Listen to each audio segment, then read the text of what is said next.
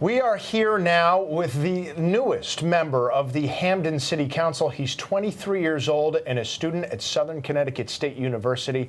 And he's not just representing the people of Hamden, he's also representing people who have disabilities. I'm happy to have Justin Farmer here with me. A pleasure to meet you, sir. Thank you. Yeah, glad to have you here. Congratulations. I know you've already been very busy. You haven't even been inaugurated yet. No.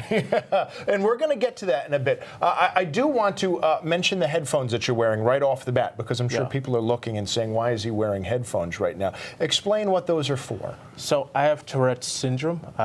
It's a neurological disorder. I'm sensitive to noise, and this helps me deal with the sensory output issues. So this reduces my tics from about 60 to about 10 a minute. So I don't have mechanical movements or have audiences. Yeah, and it's just, I guess, a little bit of white noise they put in there just to try to regulate the output right there. So that is something that I imagine you are proud to represent a lot of people with disabilities. Yeah. I'm saying that because at least one of the catalysts for getting you into politics, or at least the decision to run, came earlier during the presidential campaign. I want to get to that right off the bat. An incident that happened with President Trump. You may remember it. We're going to play a clip of this right now. Poor guy, you got to see this guy. Oh, I don't know what I said. I don't remember. He's going like, I don't remember. Oh, maybe that's what I said. Now, that was President Trump. He was responding to a reporter named Serge Kovaleski, who was disabled. At the time, the president said he did not know Mr. Kovaleski was disabled because he didn't know who he was. So Kovaleski suffers from a congenital joint condition. Now, you saw that happen. Yeah. What was your reaction to that, and how did that sort of spur you into action, Justin?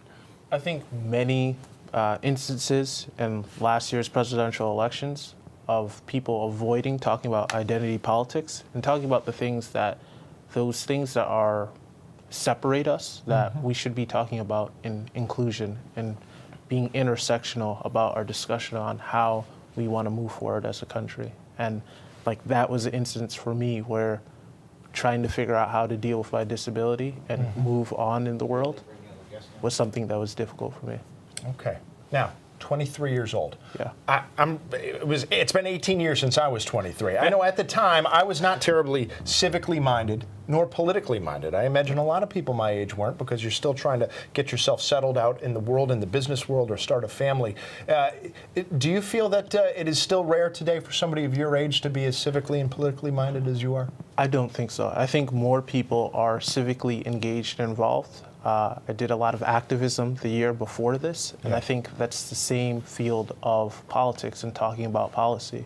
And we need more people to realize that they're further involved with politics than they think. Okay. Last question for you while we have some time here. What have you already had to deal with? You're inaugurated on Sunday, and what are you going to try to do with your first weeks in office? I'm going to try to bring the community together. I have the richest people and the poorest people in town, and we've dealt with gentrification issues with developers. We've dealt with gun violence. We've had 7 shootings in the last 6 months, 3 in the last 2 weeks, and we've dealt with issues of diversity, and I want to address those things and talk about how we bring our community together.